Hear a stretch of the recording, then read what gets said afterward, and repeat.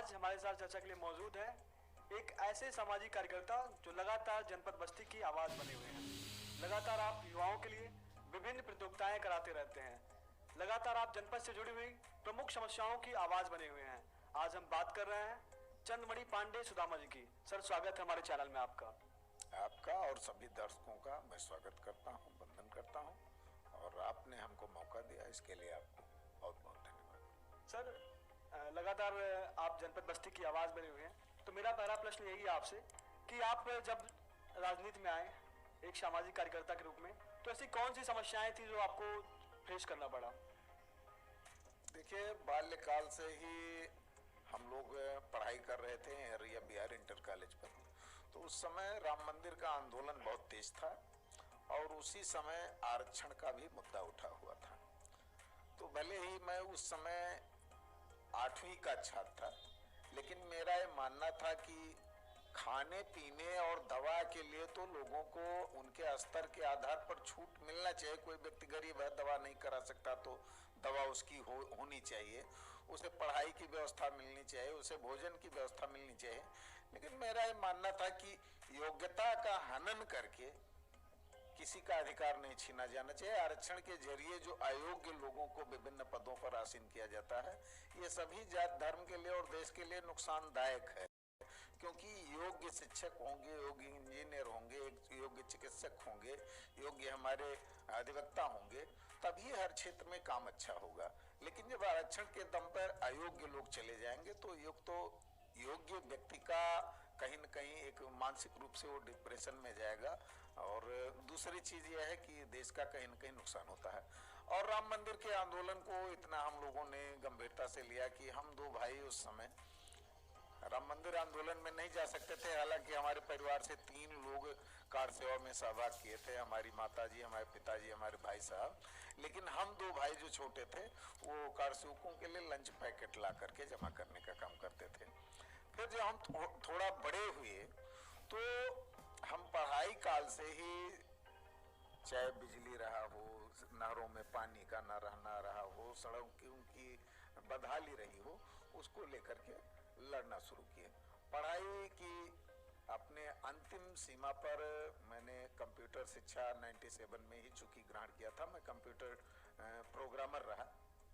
तो ऐसी स्थिति में मैंने कंप्यूटर सेंटर लॉन्च करके विभिन्न बड़े विद्यालयों में कंप्यूटर लगा के बच्चों को कंप्यूटर शिक्षा देने का भी काम किया। और आज वो कहावत भी सही है कि गुरु गुरु रह गए चेला शक्कर हो गए।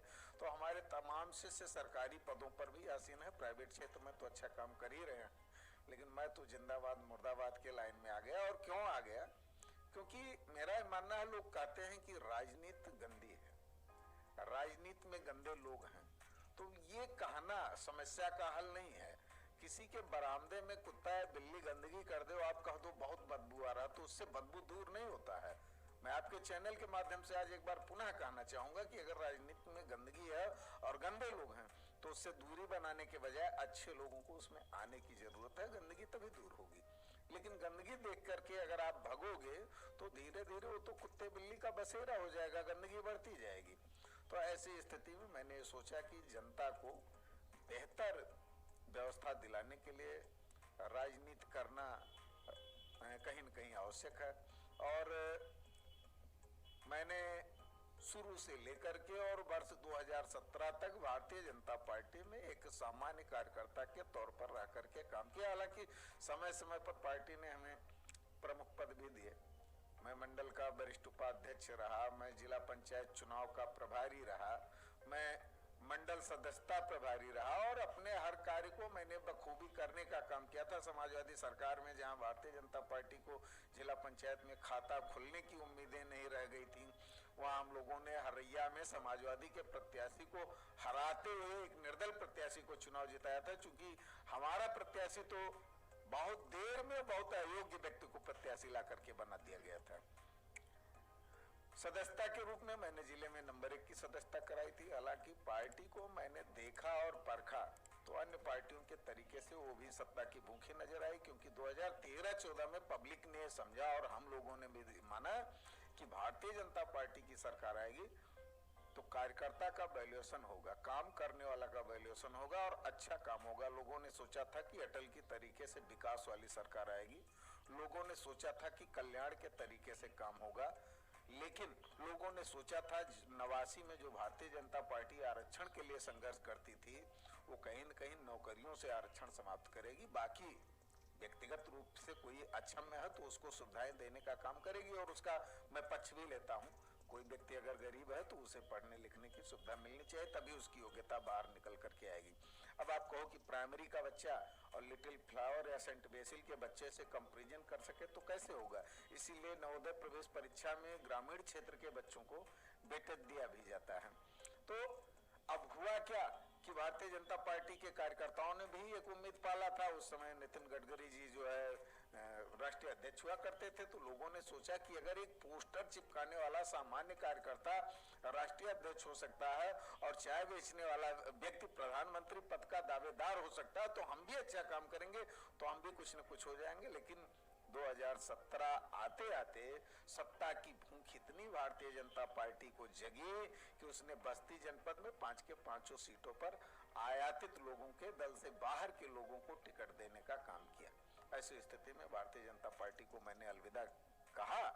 हालांकि ये बात आपका कहना सही है कि भारतीय जनता पार्टी में रहते मैंने जनपद का एक सबसे बड़ा प्रतियोगिता कराया था, जो कि उस समय का और हमें लगता है कि आज भी व्यक्तिगत रूप से किसी एक संस्था के तौर पे कराई गई प्रतियोगिता में सबसे बड़ी सबसे सफल प्रतियोगिता रही, जिसमें जिले के 123 विद्यालयों के करीब 2300-2400 बच्चों ने सहभाग किया था। 5 स्कूलों को उसका सेंटर बनाया गया था और केंद्रीय मंत्री स्मृति ईरानी द्वारा उसके प्रतिभाशाली छात्रों को पुरस्कृत करने का काम किया गया था।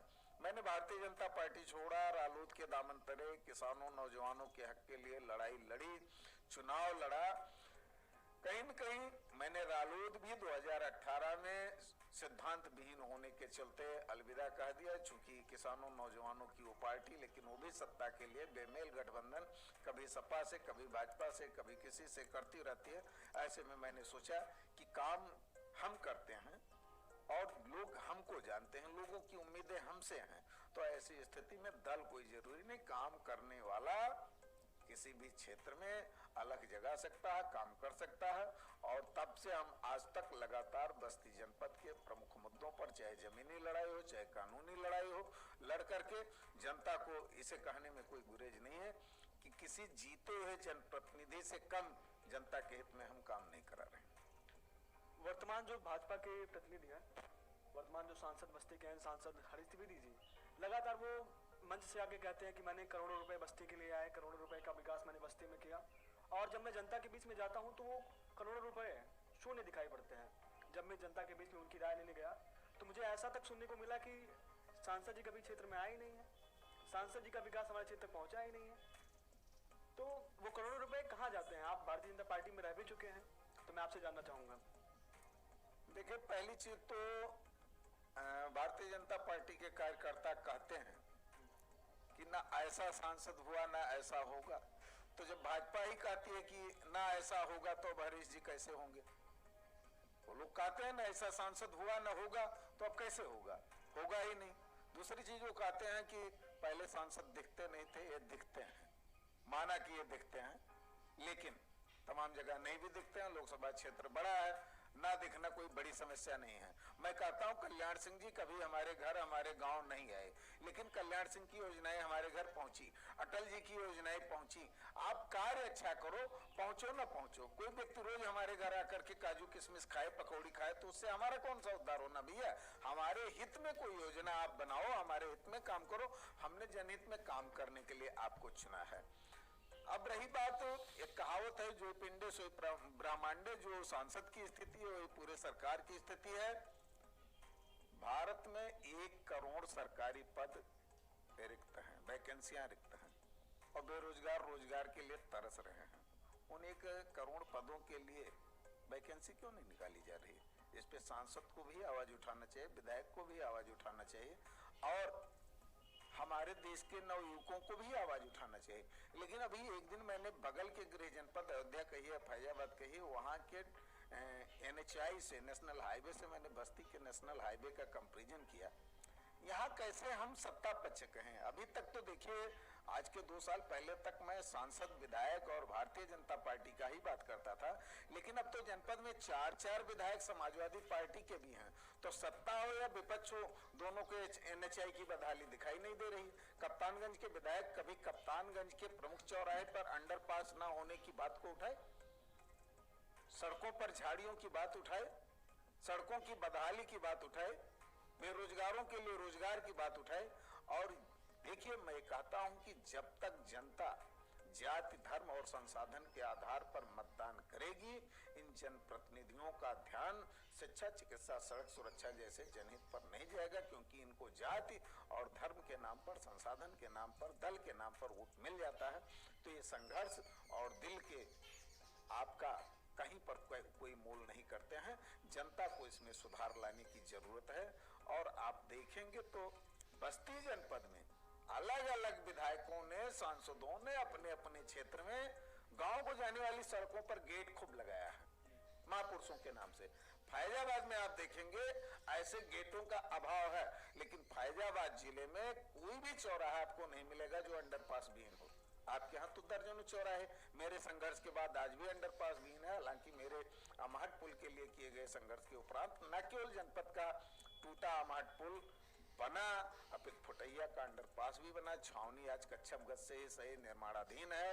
हमारे जनहित याचिका के उपरांत जारी नोटिस के क्रम में अब सरकार कुछ एक्टिव भी हुई है। वहां का कच्छपगढ़ से चल रहा निर्माण तेज भी हुआ, सर्विस लेन भी सही हुई है। और जनता जनार्दन का आशीर्वाद रहा तो मुझे पूरा उम्मीद है कि न्यायपालिका जिस टोल को लेकर के आज तक जिम्मेदारों ने बोलने का काम नहीं किया, उस टोल का पोल खुलेगा और वो टोल वहां से उखड़ेगा, क्योंकि वो भारत सरकार की नीति के तहत बना है। नीति के तहत बना है कि टोल प्लाजा की मनमानी है, लेकिन बस्ती जनपद ही ऐसा क्यों है जहां पर 40 किलोमीटर के अंदर 2-2 टोल वसूला जा रहा है और सुविधाएं नहीं दी जा रही हैं। पूरे देश में टोल लेने की जो व्यवस्था बनी थी वो सुरक्षित और सुगम यातायात के लिए बनी थी। और जब लोग खुले चौराहों से जान हथेली पर लेकर के सड़क क्रॉस कर रहे हैं, तो फिर ऐसे में या तो टोल बंद हो या तो फिर कुछ सुविधा का प्रबंध हो। हालांकि चौकड़ी टोल प्लाजा दूरी के मानक को ही नहीं, वो तालाब की जमीन पर भी बना, ऐसे में उसका उखड़ना नितांत आवश्यक है। और इन सब मुद्दों पर हमारे जनप्रतिनिधियों को बोलना चाहिए। वो मौन रहते हैं, सत्ता पक्ष के हों या विपक्ष के हों, सभी जनप्रतिनिधि हमें लगता है कि जनता की जो मूल आवश्यकताएं हैं उससे कहीं न कहीं भटके हुए हैं।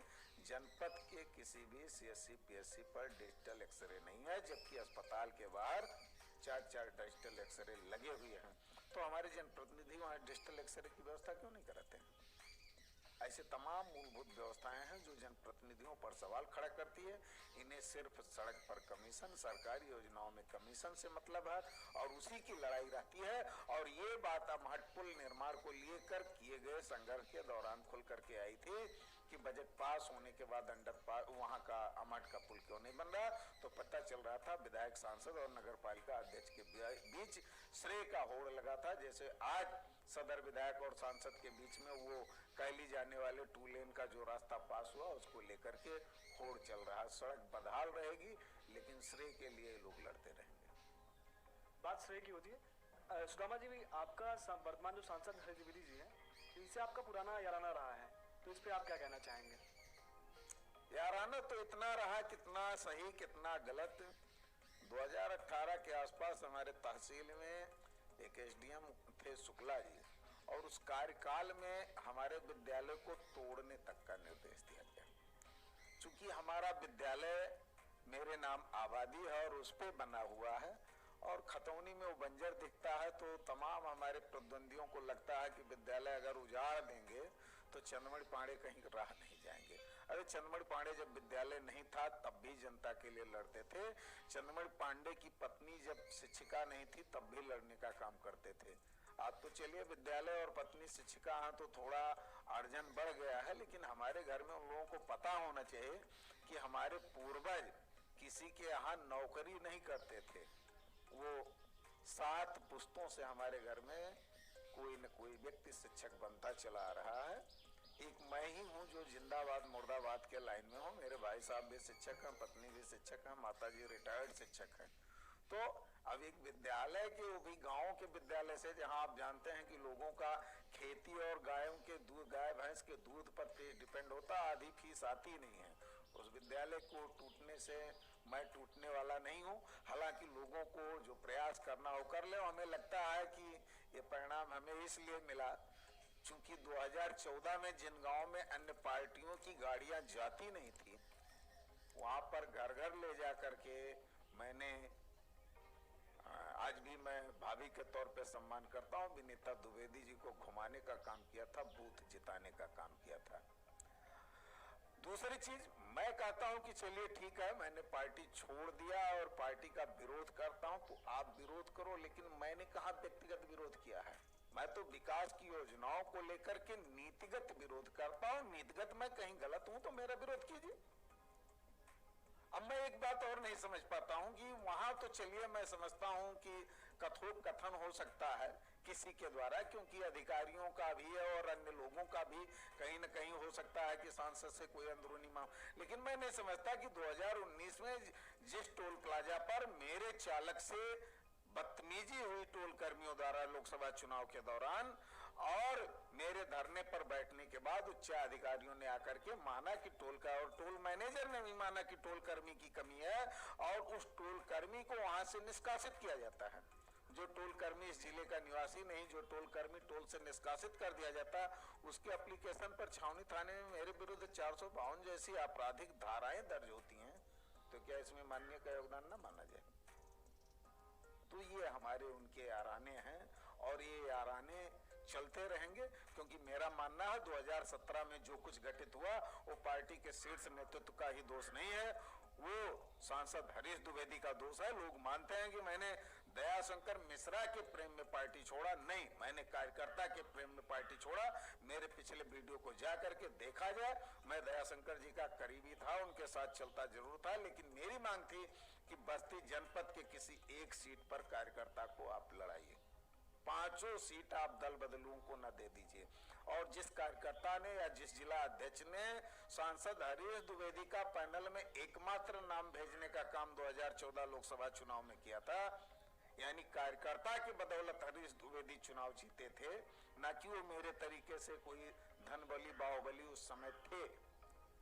तो उन्होंने कार्यकर्ताओं के हित में बोलने का काम क्यों नहीं किया? उन्हें भी इसके लिए अपनी पार्टी से लड़ना था। अपना टिकट कटता है तो लोग लड़ लेते हैं, लेकिन कार्यकर्ता के लिए लड़ने का काम क्यों नहीं करते हैं? जो कार्यकर्ता विपक्षी दल की सरकार में सर फोड़ करके अपने प्रत्याशी को जिताने के लिए तत्पर रहता है, उस कार्यकर्ता की चिंता होनी चाहिए।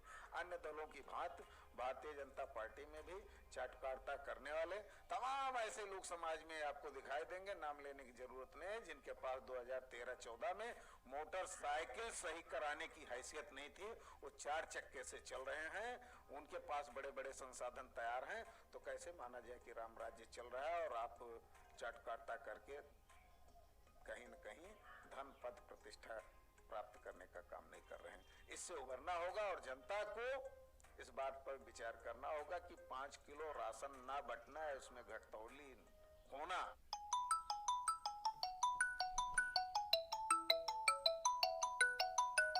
बड़ी समस्या नहीं है, बड़ी समस्या तो यह है कि आपका 5 कुंटल राशन छुट्टा जानवरों के आतंक से कैसे बचे, आपके बच्चे कैसे 500 वाले स्कूल में निःशुल्क पढ़ें, आपके बच्चे कैसे बिना 500 रुपया दिए सरकारी अस्पताल में उनका एक्सरे हो, उनका अल्ट्रासाउंड हो, उनकी दवाई हो।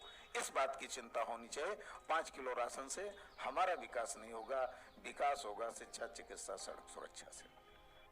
सुदामा जी, हम आपसे जानना चाहेंगे कि प्रधानमंत्री की जो आयुष्मान कार्ड योजना थी, जिसमें 5 लाख तक की मुफ्त इलाज होता था, क्या आपके बस्ती में वो ऐसा कारगर होता दिखाई दे रहा है? क्योंकि बस्ती में तमाम ऐसे प्राइवेट अस्पताल हैं जहां पे ऐसा हमको सुनने में आया है कि आप कार्ड लेके जाइए, कोई वैल्यू ही नहीं है उसकी। इस पे आप क्या कहना चाहेंगे? मैंने बहुत पहले कहा कि इस देश में 1 करोड़ पद रिक्त हैं सरकारी, और उस पे बेरोजगारों को उसके सापेक्ष नियुक्ति निकाल के, भर्ती निकाल करके नियुक्त क्यों नहीं किया जा रहा? सिर्फ जनता को मानसिक रूप से खुश करने के लिए सारी योजनाएं हैं। आयुष्मान कार्ड की तो बात छोड़ दीजिए कि वो प्राइवेट में माना जा रहा है, नहीं माना जा रहा है। आपके सरकारी बैंकों में आपके लोन की क्या व्यवस्था है? प्रधानमंत्री ने तमाम ऋण की व्यवस्था की है, क्या आम व्यक्ति वह ऋण पा रहा है? तो इनकी योजनाएं सिर्फ आपको खुश करने के लिए हैं, वो कागज में सिर्फ चलती हैं, वास्तविकता में जो पहुंचदार है उसी तक योजनाएं पहुंच रही हैं। अच्छा, बस्ती में तमाम विकास के दावे किए जा रहे हैं। कहा जा रहा है कि बस्ती में मेडिकल कॉलेज भी खुल गया है और वहाँ की ऐसा वर्तमान सांसद जी कहते हैं कि वहाँ पे बहुत अच्छी सेवाएं मिलती हैं लोगों को। क्या ऐसा कुछ कारगर सिद्ध होता दिखाई दे रहा है? बस्ती का विकास अगर आपको देखना हो तो सबसे पहले हरैया चले आइए और भवनान चौराहा देख लीजिए। सत्ता बदलती रहती है लेकिन भवनान चौराहे का जल जमाव समाप्त नहीं होता। बस्ती का विकास देखना हो तो हाईवे के खुले प्रमुख चौराहे देख लीजिए, चाहे वो महू घाट हो, मुरादीपुर हो, कप्तानगंज हो, संसारीपुर हो। एक विक्रम जोत के पास मझुआ दुबे एक क्षेत्र है, वहाँ ऐसे दर्जनों क्षेत्र हैं और जो कि आज तक इन लोगों को नहीं देखते थे। अब चूंकि उसको लेकर के मैं जमीनी लड़ाई के साथ साथ कानूनी लड़ाई लड़ने लगा हूं, तो अभी जितेंद्र प्रसाद जी जो लोक निर्माण मंत्री हैं उनका आगमन हुआ था। अब सांसद जी और विधायक जी को ब्लैक स्पॉट दिखाई देने लगे हैं कि नहीं, कुछ ऐसे क्षेत्र हैं जहां अंडरपास बनने चाहिए। इसको लेकर के अगर आप सजग थे तो आपने लोकसभा में या विधानसभा में आवाज उठाने का काम क्यों नहीं किया? ये है विकास। विकास देखना है, गौशाला चले जाए। रमना तौफीक जो कि जनपद का सबसे बड़ा गौ संरक्षण केंद्र है, उसको मैंने आज के 2 साल पहले दिखाने का काम किया था कि कितना विकास है। चारा दाना अधिकारी और जनप्रतिनिधि खा रहे हैं, गायें बदहाल हैं, माड़ासन में पड़ी हुई हैं। तमाम गौशालाओं की स्थिति मैंने दिखाया है जो गौवंशज विहीन है। ये विकास है। अब ये कही कि हर सरकार में कुछ न कुछ सड़क बनती रही है। हम लोग जब प्राइमरी में पढ़ने जाते थे तो हमें लगता है कि हमारी माता जी शिक्षिका थी, तब भी एक आध दिन तो हम लोग बिना चप्पल ही पढ़ने जाते थे, बिना पैंट शर्ट ही हम लोग जंगिया और बनियान में भी पढ़ने गए हैं, तख्ती लेकर के गए हैं। तो आज तख्ती नहीं, आज बच्चों के जेब में बैग में कॉपी और किताब है। तो ये क्या वर्तमान जनप्रतिनिधियों का योगदान थोड़ा है? ये समय का बदलाव है। कुछ सड़कों को दिखा करके विकास बताना ये उचित नहीं है। और वो भी सड़कें जिस हाईवे को चाहे राजकिशोर सिंह दिखाते रहे या वर्तमान में सांसद विधायक दिखा रहे हैं, वो क्या इनके सांसद और विधायक निधि से बना हुआ है? केंद्र की योजनाओं को प्रदेश भी गिनाएगा, सांसद भी गिनाएंगे, विधायक भी गिनाएंगे, जिला पंचायत भी गिनाएगा, प्रमुख भी गिनाएगा, प्रधान भी गिनाएगा। एक कार्य पे कितने लोग श्रेय लोगे? उसे बताने का काम करो कि ये सड़क प्रधानमंत्री ने बनाया, मुख्यमंत्री ने बनाया, सांसद ने बनाया, विधायक ने बनाया। कोई एक पास है, बाकी तो सब फेल है। अगर सब लोग बनाए होते तो कुछ अच्छा होता। मैंने पहले कहा विकास करना तो शिक्षा, चिकित्सा, सड़क सुरक्षा के क्षेत्र में विकास कीजिए। व्यक्ति के विकास के 3 महत्वपूर्ण आयाम हैं, शिक्षा, चिकित्सा और रोजगार। जब शिक्षा और चिकित्सा की स्थिति बेहतर होगी, ये बस्ती नहीं पूरे सूबे, पूरे देश के लिए है। जब शिक्षा और चिकित्सा की स्थिति बेहतर होगी तो ऐसे स्थिति में व्यक्ति का मानसिक और शारीरिक विकास होगा। मानसिक और शारीरिक रूप से ही व्यक्ति, स्वस्थ व्यक्ति, चाहे प्राइवेट सेक्टर में हो चाहे सरकारी सेक्टर में हो, वो बेहतर काम कर सकता है। वो अपना और समाज के साथ साथ देश का उत्थान कर सकता है। मानसिक और शारीरिक रूप से रुग्ण व्यक्ति समाज का क्या विकास करेगा जब वो खुद ही अपनी दवा और अपने भोजन के लिए तरस रहा हो। वर्तमान में लोकसभा चुनाव सुदामा जी नजदीक आ रहा है, तो मैं भाजपा जब 2014 में चुनाव में आई, बहुत सारे ऐसे नारे दिए थे, स्लोगन दिए थे कि बहुत हुई महंगाई की मार, अब की बार भाजपा सरकार, गुंडा राज न भ्रष्टाचार, पूर्ण बहुमत की भाजपा सरकार। तो क्या इस पे भाजपा सरकार कायम है? क्या ऐसा कुछ आपको दिखाई दे रहा है? देखिए, जब स्वाति सिंह की बेटी के ऊपर हमला हुआ तो इनको नारी अस्तित्व की बात याद आई, लेकिन जब कानपुर में दीक्षित परिवार झोपड़ी में जला तो इनको नारी अस्तित्व नहीं दिखा। जब अन्य सरकारों में कोई घटनाएं घटती हैं तो गुंडा राज होता है, लेकिन इनकी सरकार में चाहे बस्ती का कबीर हत्याकांड हो, चाहे देवरिया कांड हो, चाहे कानपुर कांड हो, चाहे प्रयागराज कांड हो, चाहे राजधानी के अंदर ही कमलेश तिवारी का गला रेतने का कांड हो, तब वो राम राज्य होता है, तब वो गुंडा राज्य नहीं होता, तब वो रावण राज्य नहीं होता, तब वो जंगल राज्य नहीं होता है। महंगाई की बात आपने कही, मैं तो समझता हूं कि कांग्रेस के सरकार की वो महंगाई, विशेष तौर पर जिस सिलेंडर को लेकर प्रदर्शन होता था, वो कहीं न कहीं अच्छी थी, क्योंकि 350 का गैस सिलेंडर अगर 50 रुपया हम लोग किसी को दे देते थे तो लाइन वो लगाता था।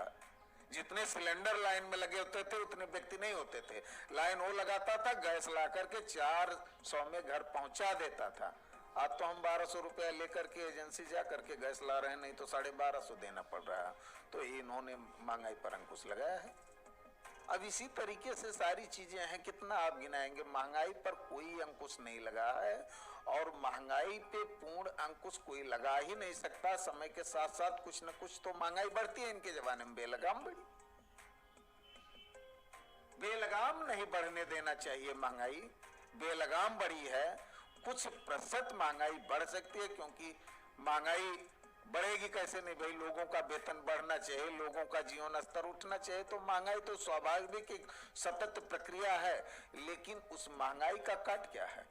रोजगार के अवसर पैदा करो, खाली पदों पर रिक्तियां भरो। यहाँ तो उल्टा है, सारी भर्तियां एजेंसियों के माध्यम से, और उसी पद पर काम करने वाला सरकारी व्यक्ति जो 1.5 लाख पा रहा है, उसके लिए एजेंसियों से नियुक्ति के लिए 15,000 वेतन तय हो रहा है, और काम करने वाला 5,000 पा रहा है, बोलेगा तो एजेंसी निकाल के बाहर कर देगी।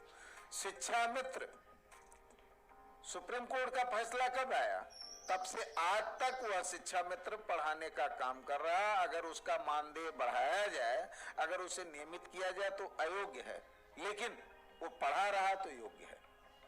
अब ये तो समझ के परे बात है।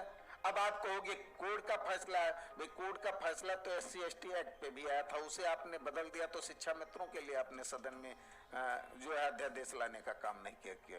ये दोहरी मानसिकता है, चाहे आशा हो, चाहे संविदा की है ना, संविदा के कोई कर्मी हो, आशा हो, आंगनबाड़ी हो, रसोइया हो, शिक्षा मित्र हो, या अन्य आपके रेलवे और तमाम क्षेत्रों में संविदा कर्मी पड़े हैं, उनको नियमित किया जाना चाहिए। मैं एक बात नहीं समझ पाता, मैं कांग्रेस को का कहीं प्रशंसा नहीं कर रहा, सपा बसपा का प्रशंसा नहीं कर रहा, लेकिन जब इस देश को अंग्रेज लूट के चले गए थे और इस देश में कुछ था ही नहीं, तो उस समय इस देश में जो नई सरकार बनी, उसने नौकरी कैसी दी? सरकारी दी।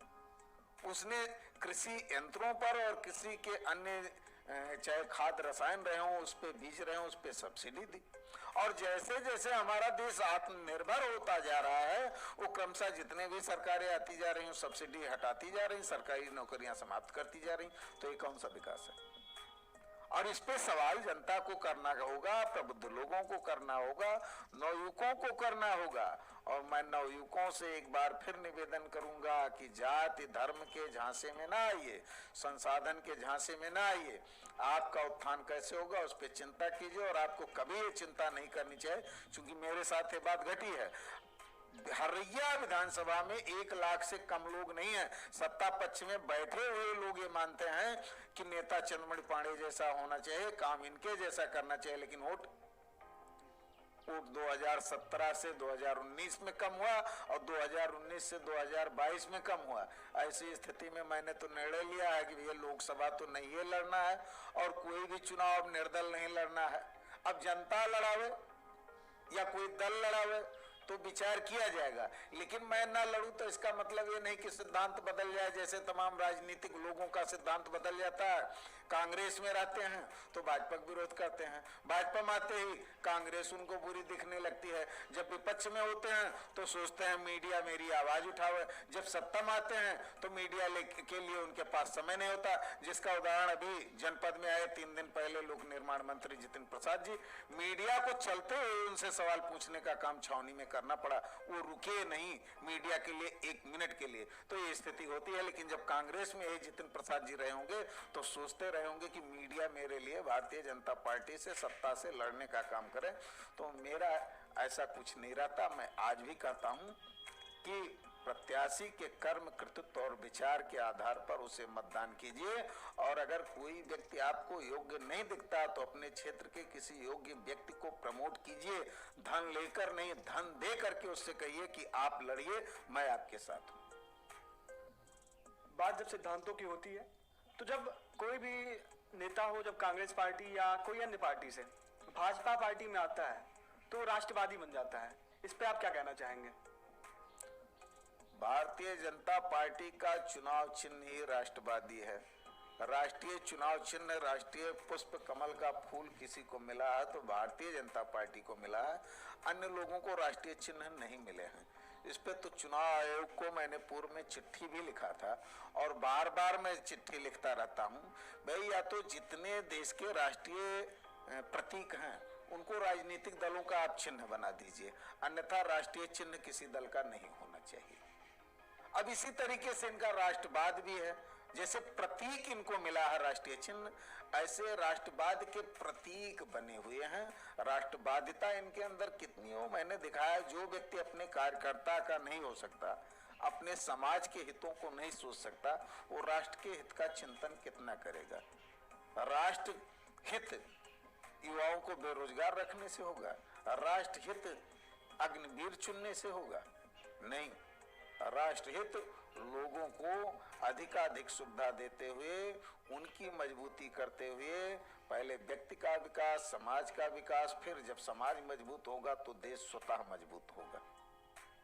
कि लगातार भारतीय जनता पार्टी ये कहती रही है कि गुंडा राज, भ्रष्टाचार मुक्त मेरी सरकार है, लेकिन वर्तमान में कोर्ट में चाहे फायरिंग वाली घटना हो, चाहे लगातार लोगों के घरों पर बुलडोजर वाली घटना हो, तो क्या न्यायपालिका का कोई अस्तित्व नहीं है वर्तमान में? देखिए, संविधान में न्यायपालिका के विरुद्ध बोलने के लिए बंदिश किया गया है। इस पे कोई कमेंट आप कहिए कि मैं न्यायपालिका को लेके करूं तो नहीं करूंगा। वैसे भी हमारे देश में अगर कुछ बचा है तो न्यायपालिका और सेना दो ही बची भी है। अब रही बात जो अराजकता की, तो उस पे मैंने बहुत पहले कहा कि जब अयोग्य लोगों का चयन होगा तो हर क्षेत्र में गिरावट आएगा। या तो ये सरकार की कमी है अथवा इनके सुरक्षा कर्मियों की नाकामी है। कोर्ट में किसी प्रकार की अराजकता को न्यायाधीश थोड़े रोकेगा। न्यायाधीश आदेश लिखता है, न्यायाधीश गुंडों मवालियों पर अंकुश नहीं लगाता। अंकुश लगाने के लिए बाहर सुरक्षा एजेंसियां तैनात होती हैं और उनका दायित्व है। जैसे एक सवाल का जवाब मैं अक्सर देता हूं, लोगों को ये कहने में बड़ा अच्छा लगता है सनातन पर उन्हें प्रहार करने के लिए कि सोमनाथ मंदिर पर आक्रमण हुआ और कई टन सोना जो आक्रांता थे वो लूट ले गए और पुजारी बैठे रह गए। अरे भैया, देश की सीमा क्रॉस करके आक्रांता मंदिर के अंदर तक पहुंचे कैसे? सीमा से लेके मंदिर के अंदर, मंदिर के गेट तक वो आए, वहां तक दोषी कोई नहीं है। अंदर के पुजारी वो पूजा करने के लिए थे कि तलवार चलाने का उन्होंने प्रशिक्षण प्राप्त कर रखा था? तो यही है, ये सरकार की एजेंसियों की विफलता है, न्यायपालिका की विफलता है ही नहीं है। सरकार लगभग मोर्चों पर विफल है। अब एक बात यह है कि हमारा विपक्ष भी वैसे है। उदाहरण के तौर पर ये आम जनता का है कि सिलेंडर का दाम बढ़ गया, बात अलग है। विपक्षी कहते हैं कि जब पहले गैस का दाम बढ़ता था तो भारतीय जनता पार्टी की एक मंत्री सिलेंडर लेके सड़क पर खड़ी हो जाती थी। भैया, वो सड़क पर जनता के लिए सिलेंडर लेके खड़ी हो जाती थी तो आज कैबिनेट मंत्री हो गई, उनकी पार्टी सरकार में आ गई। तुमको कौन मना किया है कि तुम सिलेंडर लेके सड़क पे ना हो? उनको देख करके तुम चुनाव लड़ने चले आते हो, वोट मांगने चले आते हो। जनहित पे उनसे संघर्ष क्यों नहीं सीख पाते हो? आपको संघर्ष करने के लिए किसी ने मना किया है? क्यों नहीं डिम्पल यादव जी, प्रियंका जी, सोनिया गांधी जी या जितने सांसद विधायक पद के लिए चुनाव लड़ते हैं आपके अपने बस्ती जनपद में ही बताए, चुनाव लड़ने वाली कितनी नेत्रियां और कितने चुनाव लड़ने वाले जो पुरुष हैं, उनकी पत्नियां, उनकी बेटियां सड़क पर सिलेंडर लेकर के आई। आना चाहिए ना। वोट मांगने के लिए तो बेटी आ जाएगा, दामाद आ जाएगा, पत्नी आ जाएगी, सारे रिश्ते नाते आ जाएंगे। जनता के लिए लड़ने के लिए वो सब क्यों नहीं आगे आते हैं? उनको आगे आना चाहिए। और जनता भी ऐसे है, अगर कृषि उत्पादों का दाम बढ़ेगा तो जनता का ही विकास होगा, लेकिन जब इन्हें कोई नेता आके बताएगा कि महंगाई है, तब ये मानेंगे कि महंगाई है। और आज मोरंग का दाम, बालू का दाम, नमक का दाम, कोयले का दाम, कपड़े का दाम, सीमेंट का दाम, चीनी का दाम, दवाई का दाम, सब दाम बढ़ गया है। महंगाई नहीं है, लेकिन गेहूं और धान का दाम बढ़ जाए तो लोगों को महंगाई नजर आता है। मैं बहुत पहले की बात नहीं करता हूं। लोग कहते हैं कि एक महीने के वेतन में कई तोले सोने मिल जाते थे, 4-5 किलो गेहूं में सोना मिल जाता था। लेकिन मैं इतना जरूर कहता हूं कि बीते 2 दशक में नमक से गेहूं सस्ता हो गया, जबकि 1 किलो गेहूं बेच करके हम 7 किलो नमक खरीदने का काम करते थे। 97 के आसपास खड़ा नमक 50 पैसे, पिसा नमक 1 रुपए का था, जबकि गेहूं 7.5 रुपया किलो था। लेकिन आज गेहूं का मूल्य अधिकतम 22-23 रुपया है, और नमक कितना है वो आपको पता है। सुदामा जी, लगातार बस्ती में एक नारा बहुत जोरों शोरों से चल रहा है कि अयोध्या में राम और बस्ती में दयाराम, तो इस पे आप क्या कहना चाहेंगे? नारे हैं, नारों का क्या। मैं तो कहता हूँ पूरे देश में 2 ही नाम, जय सुदामा जय श्री राम। तो सुदामा तो विधानसभा भी नहीं जीत रहे हैं, दयाराम जी भी अब की विधानसभा नहीं जीते। नारे देने से कुछ नहीं होते। हाँ, इस देश में होता क्या है कि नारे ही हिट होते हैं और नारे पे जनता उछल पड़ती है। अमाट पुल को लेकर के मैं संघर्ष कर रहा था, यही दयाराम जी ने कहा था वो कलयुग के सुदामा है। और मैंने पूछा था कि अगर सतयुग चल रहा है, रामयुग चल रहा है, आपकी सरकार में राम राज्य है, तो कलयुग के सुदामा कैसे पैदा हो गए? तो फिर अब अपने नेता को आगे बढ़ाने के लिए कोई नारा दे सकता है। हालांकि दयाराम जी अच्छे व्यक्ति हैं, लेकिन अब पार्टी उनके साथ कितना अच्छा करेगी ये तो देखने का विषय होगा। टिकट तो कोई भी मांग ले। बस्ती में दयाराम का मतलब हो सकता है 61 लोकसभा बस्ती के टिकट की दावेदारी हो। बहुत सारे लोग टिकट मांग रहे हैं। मैंने बीते विधानसभा चुनाव में ये कहा था कि भारतीय जनता पार्टी से औरैया में टिकट पाने का कोई हकदार है तो सिर्फ अजय सिंह है। क्यों कहा था? क्योंकि अजय सिंह के गलत कार्यों का अगर विरोध किया तो मैंने किया, जो कुछ सही गलत किया वो अजय सिंह ने किया, तो तीसरा वहां चुनाव लड़ने का हकदार कैसे हो? भारतीय जनता पार्टी से। अगर भारतीय जनता पार्टी का टिकट अजय सिंह को काट करके आपको चाहिए था, तो अजय सिंह ने कहां कहां गलती की थी, कहां कहां जनहित पे काम नहीं किया था? आपने आवाज उठाने का काम किया था क्या? आप चुनाव में सिर्फ चले आते हो कि नहीं अजय सिंह बढ़िया नहीं काम कर रहे हैं, टिकट हमको दीजिए। उसी तरीके से मैं कहना चाहूंगा कि न दयाराम न गयाराम, न कोई राम, न कोई मिश्रा, न कोई चौहान। टिकट तो भारतीय जनता पार्टी को हरीश जी को ही मिलेगा और उन्हीं को मिलना भी चाहिए। ये बात अलग है कि अब की उनके कार्यकर्ता कह रहे हैं, ना ऐसा सांसद हुआ है ना होगा। तो टिकट वो पावे और टिकट हारे, यही उनके सत्ता पक्ष और विपक्ष दोनों विरोधियों के सबसे बड़ी जीत होगी। अगर टिकट नहीं पाते हैं तब वो आपकी जीत नहीं होगी। नैतिक जीत इसी में है कि टिकट पा करके कोई व्यक्ति हार जाए। मेरा आपसे एक प्रश्न है, हाँ या ना में आपको केवल जवाब देना है। बस्ती में विकास हुआ है या नहीं? मैंने बहुत पहले बता दिया कि बस्ती में विकास नहीं हुआ है। बस्ती में कौन सा विकास हुआ? बस्ती को आप मच्छर मुक्त नहीं कर पाए। और हम लोग बचपन में ये कहा जाता था कि बस्ती जाना लेकिन रात नहीं रुकना, नहीं तो मच्छर खून चूस लेंगे। आज गांव गांव मच्छर पैदा हो गए हैं। कौन सा विकास हुआ है? मैंने कहा विकास सिर्फ दिखावटी हुआ है, विकास कुछ नहीं हुआ है। गांव में आप मच्छर की दवा तक का छिड़काव नहीं कर पा रहे हैं। अरे नेता और अधिकारी तो जनता का खून चूस ही रहे हैं। कम से कम मच्छर ही मार दो भैया, हम चैन की नींद सो लें और हमारा खून बचा रहेगा तो हम अपना परिश्रम करके जी खा लेंगे। कोई विकास नहीं है। लगातार बस्ती की जनता ये कहती है कि वर्तमान के जो कृष्ण हैं वो तो द्वारिका पहुंच गए, मतलब जो सांसद जी हैं वो आपके कभी मित्र रहा करते थे और वो अपने द्वारिका पहुंच गए, लेकिन सुदामा अभी भी सुदामा ही हैं। तो इस पे आप क्या कहना चाहेंगे? भारतीय जनता पार्टी में रहते हमारे मित्र थे रिंकू दुबे जी, गोविंद दुबे जी, आज भी अच्छे संबंध है। और उन्होंने तो 2018 में हमारा द्वारकाधीश राजकिशोर सिंह को सोशल मीडिया पर सिद्ध किया था। शायद आपको ध्यान होगा, छावनी तिराहे पर मैं विक्रम जोत बाजार स्थित भोलेनाथ ठठेर की समस्या उठा के आया था, चाय पी रहा था, वहीं पूर्व मंत्री राजकिशोर सिंह पहुंच गए और किसी ने एक फोटो क्लिक कर दिया और भारतीय जनता पार्टी की पूरी सोशल मीडिया लग गई कि ये है सुदामा के द्वारकाधीश। और मैं बताना चाहूंगा कि मैंने ऐसा तो है नहीं कि अपने जीवन में सिर्फ हरीश द्विवेदी का प्रचार किया था। अब मैं चुनाव लड़ने लगा, मैंने किसी जमाने में भारतीय जनता पार्टी से त्र्यंबकनाथ पाठक चुनाव लड़े थे, उनके लिए अपना तेल पानी लगा करके प्रचार किया था। किसी जमाने में मैं चाहता तो था कि अनुराधा चौधरी जी का प्रचार करूं, लेकिन उनके लोगों को लगता था उनके कार्यालय जाने जैसे मैं उनका चाय पीने आया हूं, तो ऐसी स्थिति में मजबूरन मैंने ममता पांडे का प्रचार किया था। मैंने अपने पढ़ाई काल में एक जीप पर बैठ करके हफ्तों हफ्ता मैंने जो है जगदम्बा सिंह का प्रचार किया था, और कल्याण सिंह को आना था तो मैंने एक नारा दिया था, चाचा कस के चल दिए फाड़, देखो आ रहे हरियम कल्याण। तो ऐसा नहीं, मैंने राजनीतिक तौर पे बहुत लोगों का प्रचार किया। राजनीतिक दोस्त कभी कृष्ण हो ही नहीं सकते। कृष्ण और सुदामा की दोस्ती तो पढ़ाई काल से थी, और मेरे पढ़ाई काल से मेरे हमउम्र, मेरे समाज के जो नवयुवा हैं वो सब मेरे कृष्ण हैं।